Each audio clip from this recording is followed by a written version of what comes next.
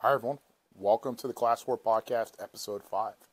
I'm Derek. I'm going to be your host this evening. I'm by myself on this rainy, but still pretty Saturday night here in Vermont.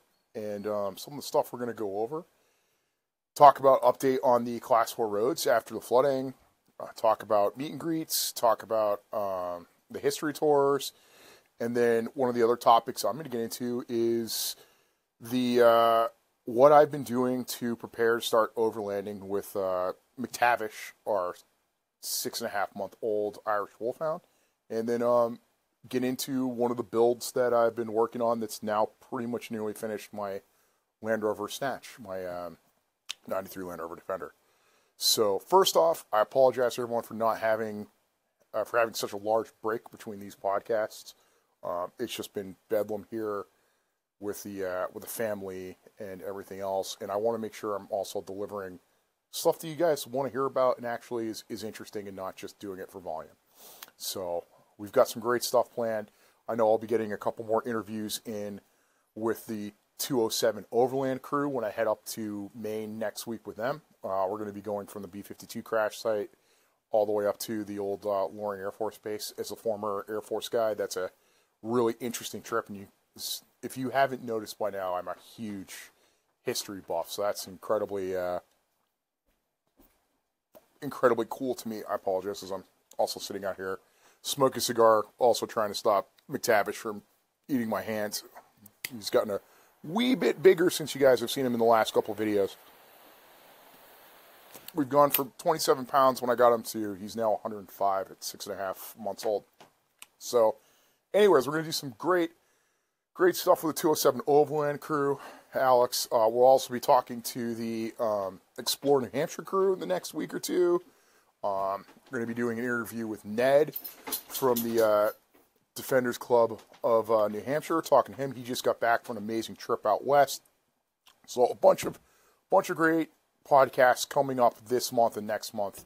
Again, I just apologize for not being able to get some more out there like I wanted to, but as you all know, family stuff gets in the way. So first big thing everyone's been asking about is what is the condition of the Class 4 roads and how did the recent flooding in Vermont affect them? Long and short answer is some towns are okay. Some towns are now permanently, well, not permanently, are closed for probably this year.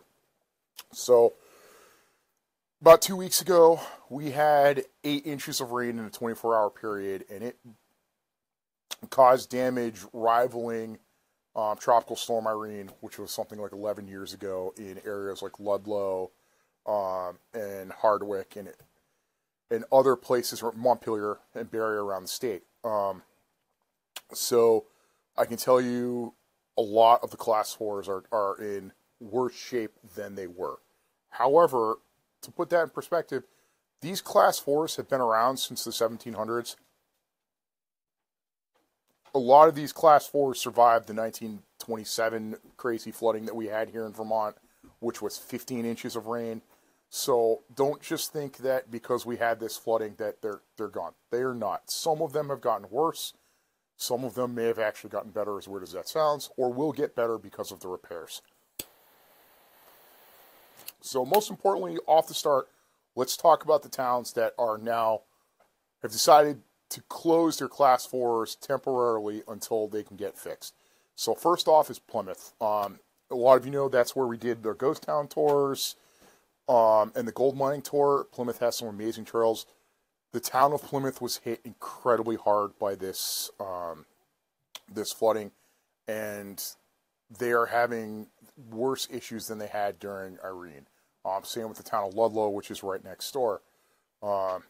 We got reports from our amazing friend Wendell, which I have to do a podcast with Wendell at some point. Wendell is 80 years old, still out cruising the Class 4s in his either his Willys Jeep or his built-up, I suck with Jeeps, it's a built-up CJ something, but it's very cool.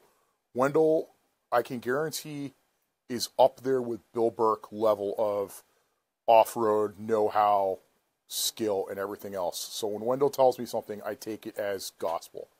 Wendell said the Plymouth roads are really bad, and a lot of them are impassable. And if they are impassable to Wendell, they are definitely impassable to all us. So Plymouth has voted with their select board to close the town road, the class 4 roads to anything but local traffic, and even then they don't really want anyone on them. So we're going to work with Plymouth to try to maybe get some work parties out there, but the people who are going to generally take point in Plymouth is the snowmobilers. They use that heavily, and from what I'm hearing, Plymouth is probably not going to open again this year for class 4 roads for us to use, never mind even the snowmobilers. We're going to try to work with them, but we're talking massive amounts of damage and impassable with huge washouts, 8-foot deep holes, many down trees. It's bad out in Plymouth, which is a huge loss for the entire community, whether it be ours, the UTV, ATV, walkers, or the snowmobile community for this year. But it's only one town out of 80, so don't feel like you're limited. The next is Woodstock. Woodstock has voted to close theirs. They've had a bunch of problems. I've only gotten limited reports on what's been going on, but the recurring theme with a lot of this is where culverts were. The culverts couldn't handle the water, and then just huge washouts were formed around the culvert that you just can't cross. And then also it's stuff that we can't just fill in by hand because it wouldn't be a good enough job, or we'd be causing damage to the culvert by driving over it. So I've reached out to the town of Woodstock. They also have a really active snowmobile club. So I have faith that hopefully we can get Woodstock's Class 4s open by the event. The other town that is closed, which is only has one really good trail, but you all know it, was Chateauguay. Chateauguay is closed. It is inaccessible from both ends right now and will require heavy equipment to get those areas open. No one that I know of has even been on the actual Class 4 section of Chateauguay right now. So I expect that might be open, but I don't know.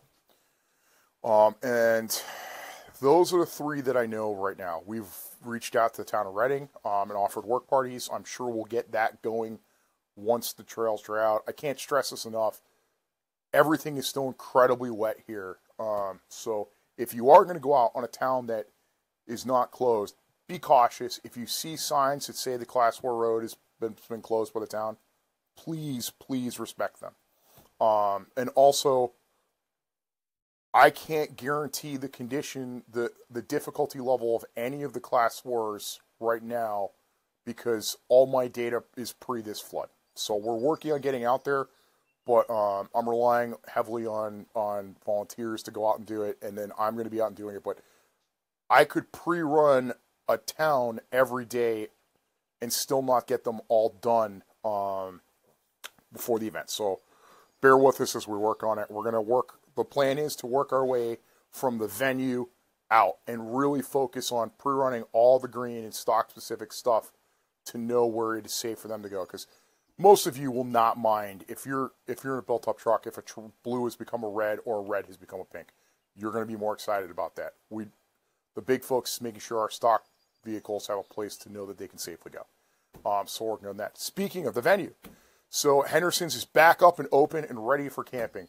So if you're going to come up to Vermont, they are open and ready to go, and they cleared up all the damage they had. It wasn't Irene level of bad, but it still took Cheryl and crew a good bit to get that all open and back up. So we're really excited to be able to get back in there. We're really excited to have a space to hold the event. I'm not going to lie, when I heard about flooding, I was hoping that it was still there. And we came out.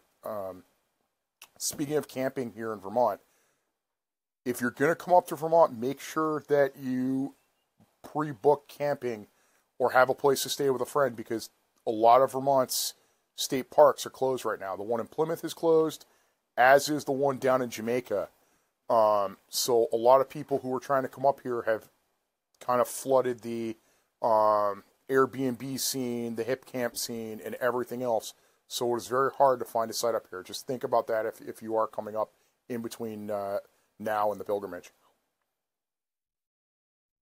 Also, if you're coming up to Vermont, feel free. Again, this goes out to everybody who's coming to the pilgrimage. If you're in Vermont and you're going to go on the Class 4 trails, post up in the group.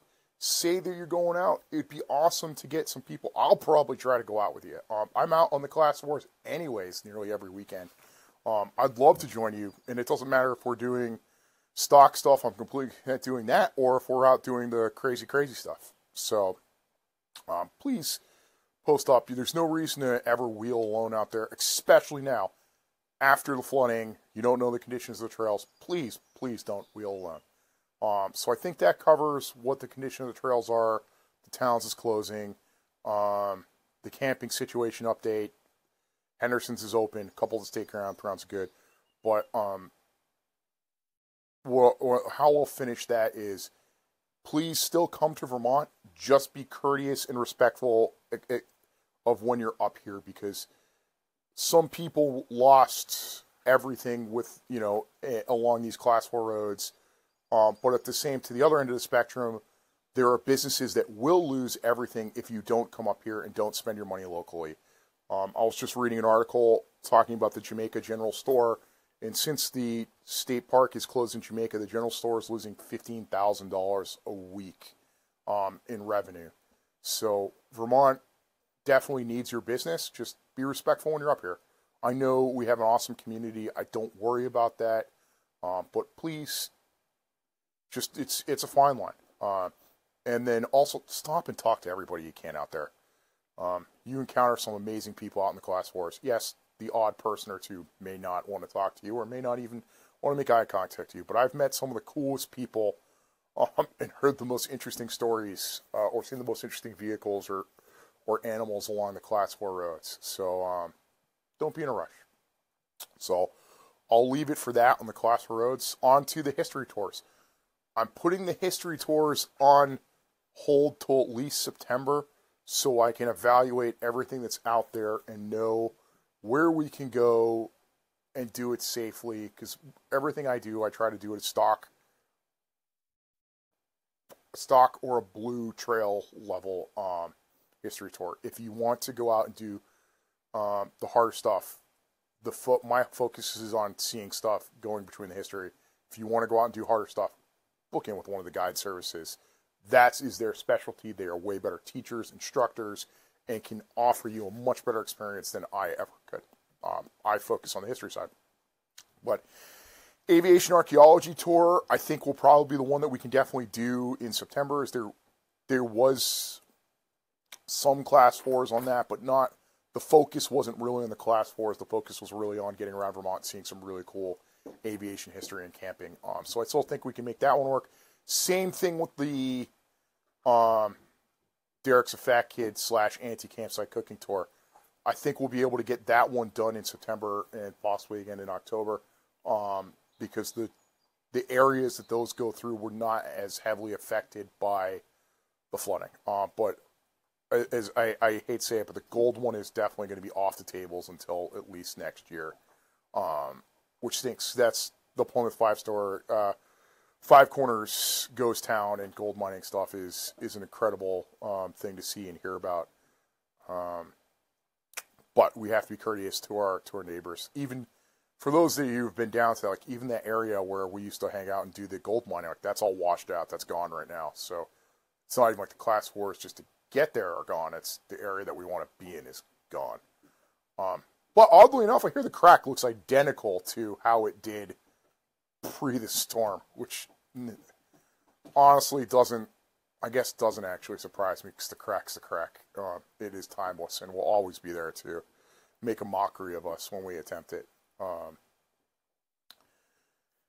Other things, we're going to work on the meet and greets. Since we're not going to be doing the history tours, I'm going to focus heavily on the meet and greets. We're working on the next two. One is going to be in New Hampshire with our friends at South Elm Auto. We're going to work on trying to do that in August, later August. And then we're also going to be doing one down in Manchester, Vermont with our friends at Orvis and Garage Distilleries. So it's a great time. Come out, have some lunch, see some vehicles, meet some of the sponsors of the pilgrimage, and if the Class 4s are in the area are doable, we'll go out and do a Class 4 or two. But working on getting the final dates with both of those. Sean is actually, I believe, just getting from South Elm, is getting married today. So congratulations to Sean from South Elm. And Orvis, we've been working through to get them down there, and then also get the hats and stuff all sorted for everybody. Updates on the event. Everything's I think we actually officially sold out today. From what Mike was telling me, I had 10 or 15 tickets held in reserve to give away at the meet and greets, and we sold out, I think, earlier today. So I decided to release those tickets, and I will give away 2024 tickets at the meet and greets, because we had a couple people posting in the group today that they missed out and really wanted to join. So I can't thank you, the community, enough. I can't tell you how amazing it makes me and the team and my family feel that you have that you sold the event out. It's come a long ways from took it over in really late 2020, and then we had our first event in 2021. And just to put it in perspective, in 2021 I had 118 vehicles, and now we've sold out at 250 vehicles. And it's all because of you. This is not my event. This is your event. You guys tell me what you want to see, how I can make it better, what you like, what you don't like. I run this because you guys like it. I enjoy my family and I love going around talking to everybody, seeing all the different rigs, showing where I grew up with Vermont and all that, and letting everyone else experience it, and having it be a family and dog friendly event that any difficulty level, any experience level can come and enjoy, and also not be a brand specific event. And that's all possible because of you all putting your faith into us, the team, and me with buying tickets. So again, thank you so much. It means the world to me, and I am beyond excited to deliver what I hope is going to be the best pilgrimage yet. We're working on some cool stuff for the vendor area. One of the big things I've been working on is the experience tent for children. We got some really cool games in there. We're going to work with a couple of the vendors to sponsor some RC off-roading cars and do a little track for them, because just because they can't drive now doesn't mean they won't be driving in the future. So we might as well start them on that. And working with the food vendors, I'm trying to add a couple little more food vendors in addition to our main ones, and then some more Vermont products. And then we still have a couple vendor spots left, like overland vending spots, if anyone is interested. I really vet these. I vet the vendors for the event pretty heavily. I turn down a lot of vendors. Like if someone just wants to come in their car dealership and wants to park and say, hey, I want to, I'm a Ford dealership, can we bring 3 Broncos and try to sell them? No, I don't. That's not what I'm after. I want stuff that is actually beneficial to you guys, the community. Stuff that you'll actually use, you actually want to see. It's not just there as a corporate sponsor / overlord. It's stuff that I think adds value to the event, and value for you coming to the event, not just value for money in my pocket. We're working on a really cool one that is map-based that I can't really get into yet, but Alex, our friend and staff member from 207 Overland, has been taking point on that, and I think you're really going to enjoy that. Speaking of which, I apologize if I'm going on tangents. It's just I haven't had time to talk about it all in a long time. Alex from 207 Overland and also the Pilgrimage, is going to be taking over all the map duties. He has found a way to get all our maps into Gaia. I imagine you guys can connect the dots on what I'm talking about with working with a map / app company. He's working on some really cool stuff. He's got it in. He's taking over the maps. That's his passion. He loves maps. Kind of reminds me a lot of Vollers and how he loved maps and everything else. Well, Voller still loves maps, but Alex loves the mapping. He knows how to use all these apps and everything. Whereas, again, you guys know, if if the event was run by me without Mike running the technology side, Alex doing the maps, it would be hand-drawn maps and crayons, and they would be delivered via carrier pigeons. I'm beyond thankful for my team. So Alex taking over the maps is allowing Mike to focus on the stuff that he loves to do, which is the really techie stuff that I don't understand how any of it works. And also, anything that you see that has a logo, design, the website, anything, T-shirts, all of that was designed by Mike. Mike is responsible for making the pilgrimage brand what it is, and everything that it when you touch something, everything from stickers to anything that had to be designed, again, that was Mike, and a lot of the creativity I can't think enough. So it's really making our team better. So I hope you guys enjoy what we have working on you, and I hope you guys are appreciative of the effort of the staff. I'm really just the host, and I'm the guy who pre-runs the class force. I couldn't do it without the team. But yeah, I think that sums up what I want to do for event updates, class wars. Let's get into talking about a build. So with this build, because every episode I want to talk about a vehicle. Luckily, I have a lot of vehicles, so even if I don't have co-hosts with me, I can still talk about some vehicles. So I'm going to talk about a Land Rover that means probably the most to me. I still love my ambulance. If I had to go down to one, it would be the ambulance just because of my time with family. But the 1993 Land Rover Snatch is the one that I think I have the most connection with you. I don't tell people very often, but I am an Iraq veteran from back in 2006 when I was with the Air Force, when I was an F-16 crew chief in Iraq. And the connection to the vehicle is this 1993 Land Rover Snatch was in Iraq at the exact same time that I was in Iraq, but down with the British in Basra. So it's kind of cool to have a reminder of a piece of history I can touch that was my history, and also a shared experience. Plus, it's pretty awesome parking in a veteran spot when both you and the vehicle are veterans. So the story of this vehicle. So it's in 1993. We'll talk about its history first, and then how I acquired it, and how it came to the States, and then its lengthy build and upgrade process.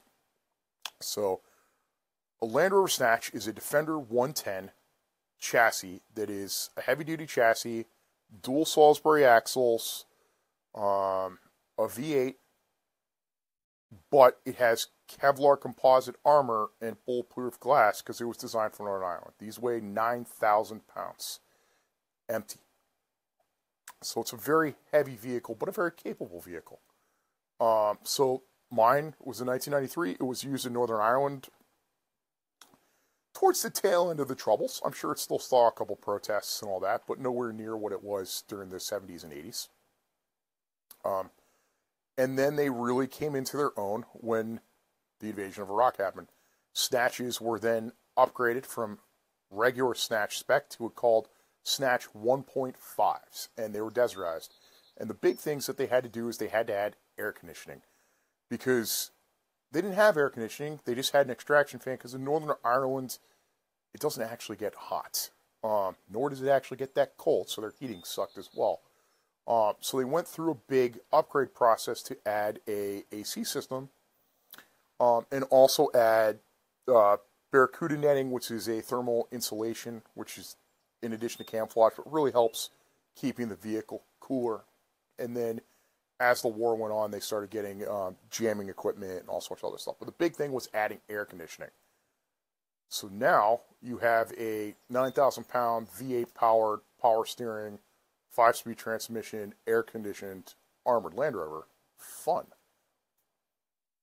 So my Snatch served with the British Army down in Basra all the way from about 2004 till the late 2006, early 2007. They pulled out, doing all sorts of different things with many different battle groups down there. I actually have a history of I actually have a picture of it in a contact along the Basra Road, the airport road to Basra. At the same time, I was in Iraq in Balad, just north of Baghdad. So it's kind of a cool history. Anyways, when they started getting a bad press as they started getting blown up by bigger and bigger IEDs that were meant to kill much bigger than a vehicle, than a Land Rover. So really good internal security vehicle, not good at stopping a 500-pound bomb. So anyways, it got brought back to the UK and sold off as surplus back in the, probably about 2010, 2011 timeframe. And you couldn't give these trucks away. No one wanted them. So they didn't make that many of them either. It's a rare truck. And the reason you couldn't give them away is because gas is incredibly expensive in the UK. And I will tell you now, if you think your average off-roading rig gets bad miles per gallon, a 9,000-pound armored brick gets less. Not Humvee bad. Oddly enough, it is not M988 bad, which is about like 6.7. The Snatch is about 8 to like 9 when it was before I upgraded the engine. So it's pretty bad. So no one wanted these. Well, wanted them for drivers. But what people were doing is they were ripping the bodies off them because they were using them just for the rolling chassis, which has dual Salisbury axles. It's like dual Dana 60s. It's a really awesome setup for off-roading. They're incredibly capable vehicles once you get past their weight limitations. So, as some of you know, and then we'll get into how I bought it, before I got into running events or even working for Vermont Overland back in the day as staff, I used to import and sell a lot of old Land Rovers. My specialty was military Land Rovers, but I imported a lot of civilian 5-doors and 90s and everything else. And I always wanted a Snatch, but they were always too new to import. Because anything that comes into the country has to be 25 years or older in order to import. It also has to be in its original build configuration. And that means like original engine. If it was left-hand drive, it has to be left-hand drive. If it was 110, it has to be a 110. That sort of level of conformity to be exempt from US DOT and EPA standards. It had to be 25 years older. It used to be down to the model year. Then as customs went on, which is a whole nother story I guess we can do in another episode of the funds of importing old Land Rovers. Maybe it would be a good episode to do with Rovers North or some of the other Rover shops or Lucky 8, and we talk about the joys of Land Rover business ownership. So anyways, they were finally be able to import. So I found this. I apologize for the pauses. I'm just really enjoying this wonderful cigar. A Drew Estates Java. I think it's the red label. Really nice cigar. Anyways, so finally comes up. I can finally look to import one. We're finally at the 25-year mark, and this Snatch that I would go on and buy turns up. And someone else had backed out of a deal, so the guy was letting it go for, I think, 5,500 pounds, which was a pretty good deal. So, had my mate Andy, which a lot of you guys met at the pilgrimage last year from the UK, go up and see it, and he snatched it up. No pun intended. And I had planned on reselling it. Just, be like the second one into the country. Really cool. I figured I'd just, flip it. I didn't know how nice they drive. I kind of imagined they drove horribly. So, bought it, and I went over to see Andy, see some other Land Rovers, and I got the chance to actually drive the Snatch around the Salisbury Plains, and also around Cope Hill Downs, which is pretty cool place for military history. That's where the British Army's trained for an incredibly long time. A lot of World War II training was there. Cope Hill Downs was the first ever urban training site. And I got to spend and camp a night out there with the British Army and the Snatch. really cool experience. So I'm like, man, this is actually a really cool truck. The AC wasn't working, so we were driving around without front windows, because if the AC is not working, this isn't. And it was when I was over in the UK that year. I think it was 2018. Because that's when I got the Snatch. It was so dry and so hot in the UK. I think it was like 98 degrees, and we weren't allowed to use any smoke or pyro or anything like that out on the plains when I was over there doing the airsoft stuff that I was doing. It was that hot. So we were driving around the Snatch with no windows because the only way to stay cool, because the AC was on the fritz. And Andy, man, I hope Andy listens to this. Andy is an epic driver. Andy and I drove that Snatch back from Salisbury Plains to Portsmouth at about like 3 a.m. after our exercise.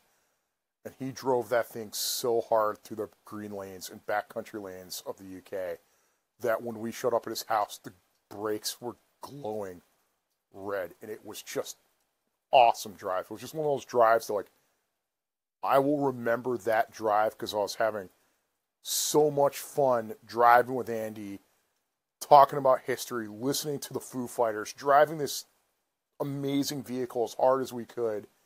And it's just one of those experiences where you get out and you're like, that was awesome. And so thank you, Andy, for that. So anyways, I went back to the States. Andy got the AC fixed, and we imported this Land Rover. So when it shows up at the ports, here's another thing. I forgot about this part of the story. When they loaded it onto the boat, they put it on the wrong deck, and they drove it into the ceiling, because the deck was too low. Because the Snatch is slightly taller because it has a roof hatch where two guys can stand up there and like try to make sure like people don't drop Molotov cocktails on top of the vehicle and stuff. So it's a little bit taller and had some plexiglass and a big spotlight up there. Well, they crushed all that when they tried to drive onto, like, I don't know, probably like the 7-foot level deck versus the 10-foot. It just crushed it all. So I got a thing from the shipping company saying they wrecked it, the roof stuff. But luckily they didn't wreck the hatch. They just wrecked the plexiglass on the spotlight. So I had to deal with that. But that was another thing in the story I forgot about. So anyways, shows up the port, and I was like, I want to go do this. It was summer. It was hot. And I'm going to go down with my son Harry, who, if any of you have met Harry is a military vehicle / history nut, and he will talk your ear off about anything World War II history related, or Vietnam, or I had a conversation with him last week about the French involvement in Indochina in the 50s, and he's 9. Anyway, let's get down with Harry. He's 9 now, but he was younger then.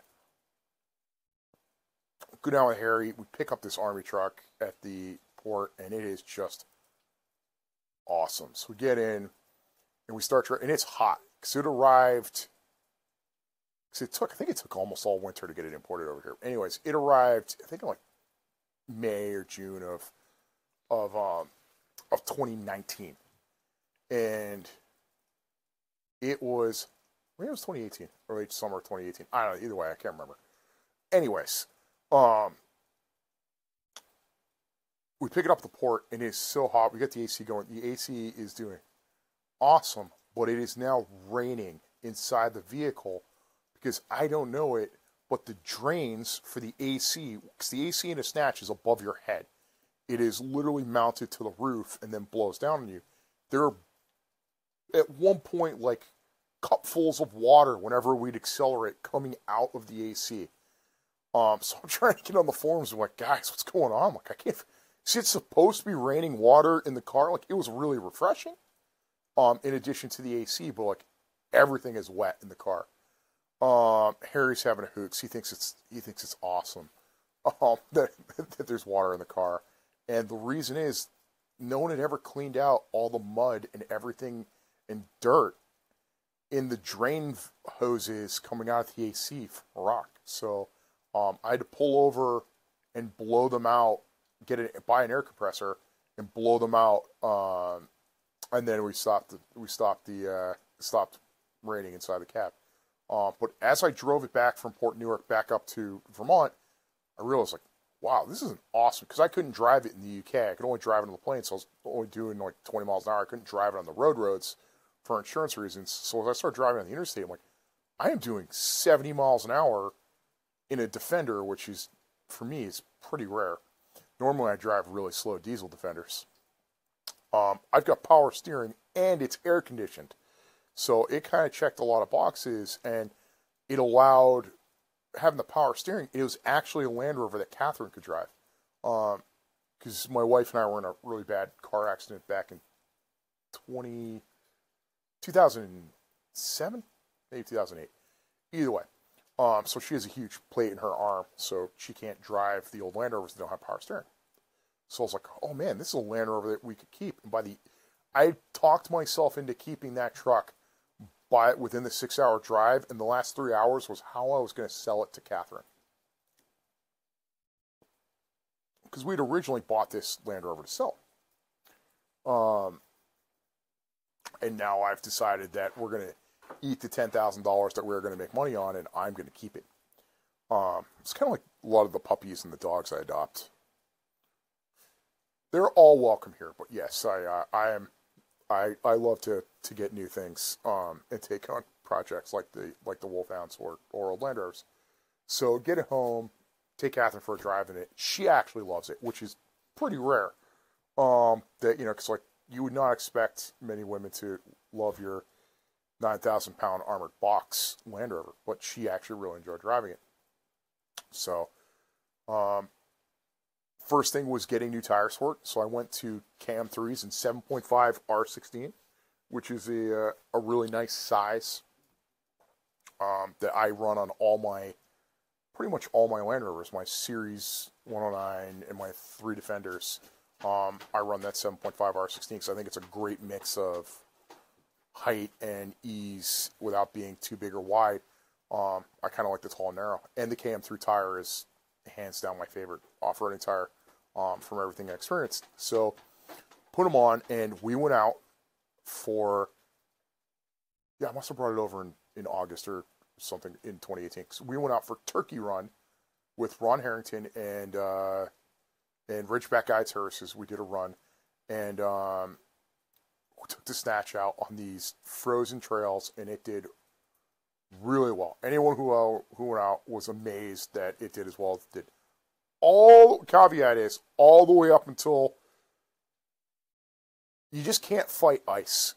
So 9,000 pounds of momentum works with you all the way up until it starts working against you.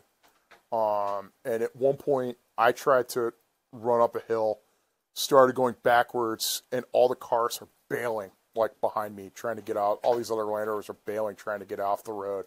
This is a pretty steep, it wasn't even a Class 4 road, it was a regular Class 3 road. We were trying to get to another Class 4 road, but it was just black ice. And they're bailing in the clear. I don't hit anybody, but I wind up in a snowbank. So Laz, who a lot of you know from I don't know, anything overlanding here in New England, really out west now, because he's been going a lot out west.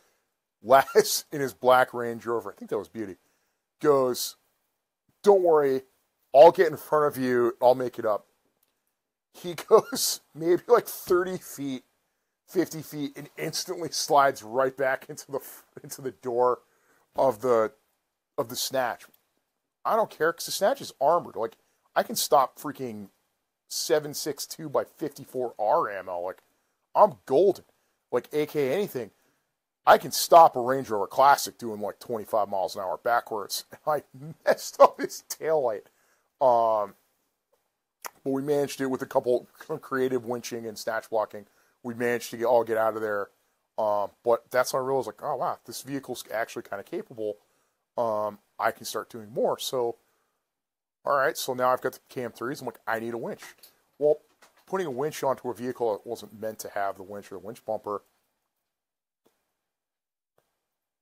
and all this was no easy task. So, my amazing friend Pete, who now works at Rovers North, who used to come to my house and wrench on vehicles after work for cash, which was the best setup I ever had for maintenance.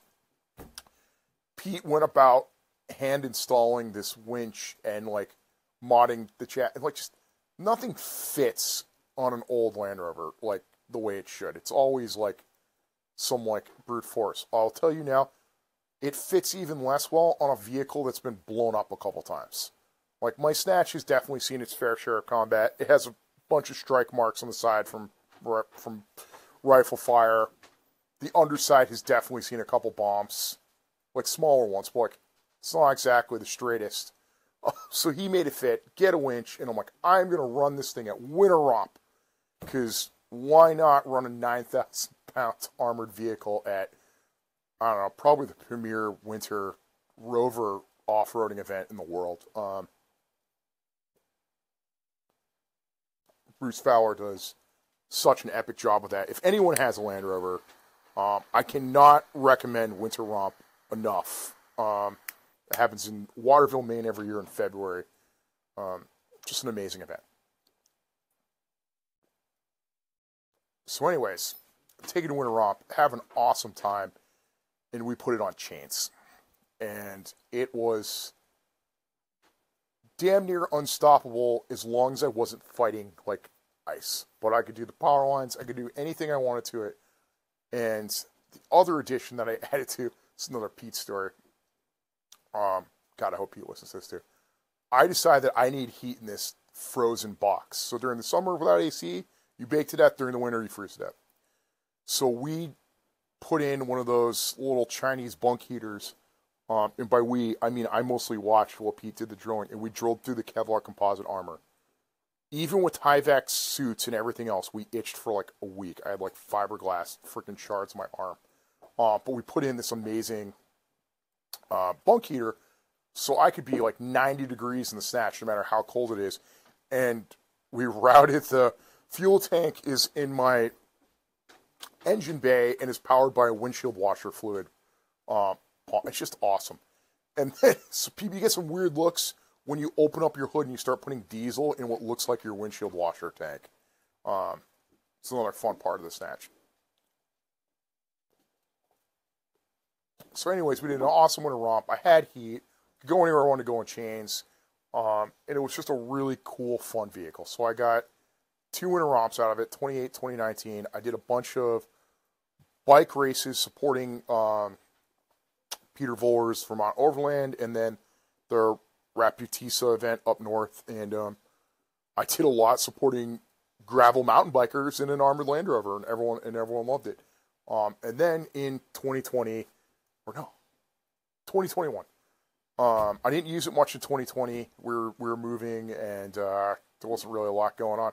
But in 2021, I was driving down the highway one day, and my engine decided it wasn't going to be for this world anymore, and I blew the bottom out of my entire like crankcase, like fist-sized chunk through my oil pan, which is a really, the only way to describe what it sounded like is it sounded expensive when I was doing about 65, and then it just, and you're like, was that the transmission or the engine? And then when I slowly came to a stop and I turned the key and nothing happened except the lights getting dim, I realized the engine was seized. So that started this 3-year upgrade project. So I was like, I really want to put in a bigger engine than the 3.5 because it was kind of underpowered for a 9,000-pound vehicle. It was underpowered in a Range Rover Classic to probably weighed in about like 5,000 pounds. So I went to my friend Andrew Pratt up at Expanse Outfitters in Maine, and over a year and a half, we upgraded this to be its current spec. So we added a Range Rover 4.2 engine with the Sniper EFI system, which if anyone has an old vehicle, I can't recommend that system enough. It transformed the pain in the ass of what the Rover 3.5 through 4.2 series was with dual pot carburetors and all that shit. That no one knew how to work on. Like it was like Stromberg and SU carburetors. No one knew how to work on it. They were a pain in the ass to look after. Never mind having to deal with chokes and all that. To now I have a modern car level with live feeds on any piece of information I'd want out of the engine. Just incredible. It wasn't a super expensive conversion, that portion of it. So if you're struggling with an old Bronco, Jeep, Land Rover, like carburetor-wise, and you want just bite the bullet and go for the Sniper EFI system, you will thank me later. It is worth its weight in gold. So we did 4.2 Sniper EFI system, custom rock sliders because I was starting to beat up the bottom of the body.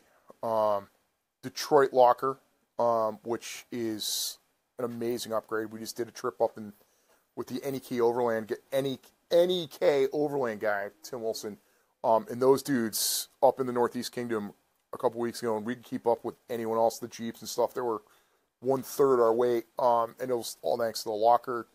2-inch lift with the Old Man Emu kit,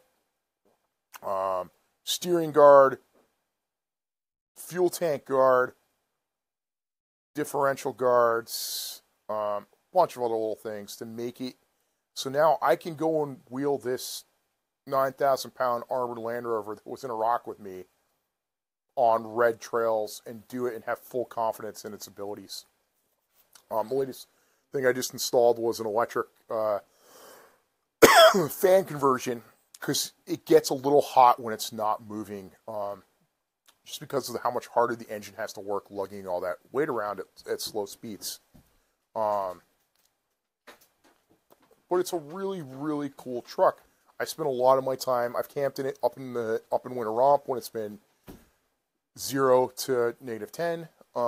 I've had just an epic amount of fun cruising around in this old Land Rover, and everywhere I go, people want to stop and talk about it. Because it's not like anything they see, or they just think it's a normal 110 hardtop, and then are pretty amazed when I tell them how heavy it actually is. Like, when you think about it, you're going to work really hard to make an overland vehicle like 9,000, 10,000 pounds.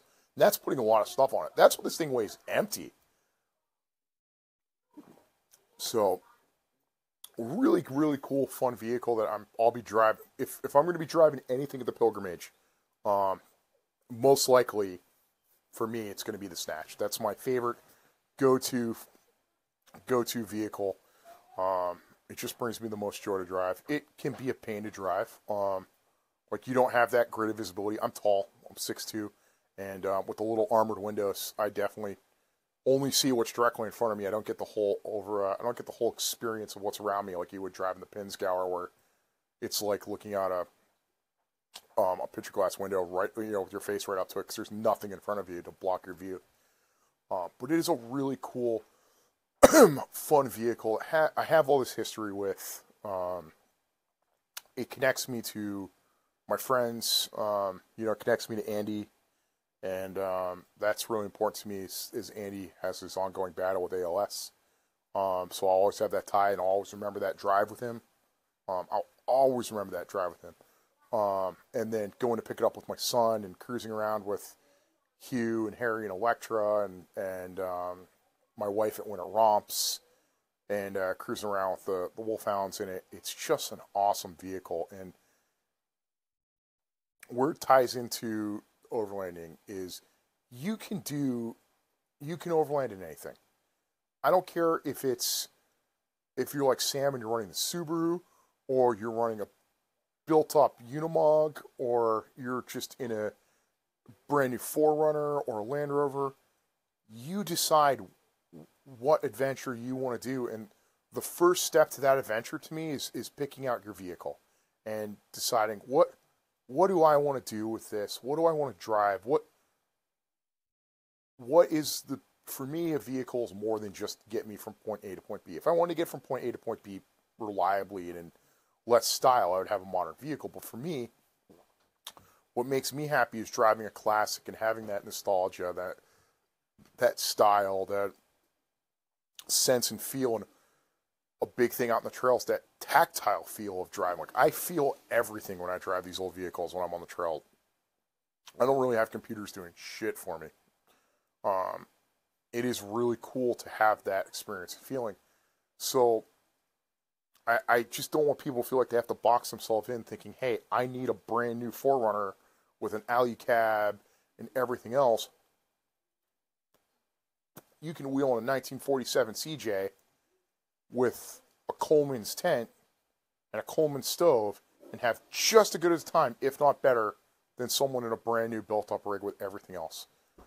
You are deciding what your adventure is. You are deciding how you're going to get there.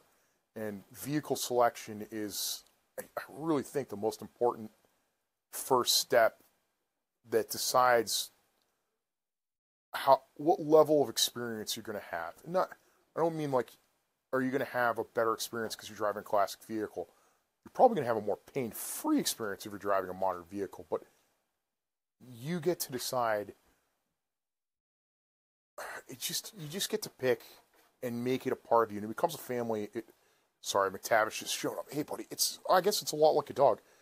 They all look different, but you get to pick what is going to make you happy. And with the vehicles, I want to overland in stuff that makes me happy, that I want to be in, that I want to work on, that I want to be excited to go out and see. I want to, call me weird, I talk to the vehicles. I name all the vehicles. My Snatch's name is Lindsay.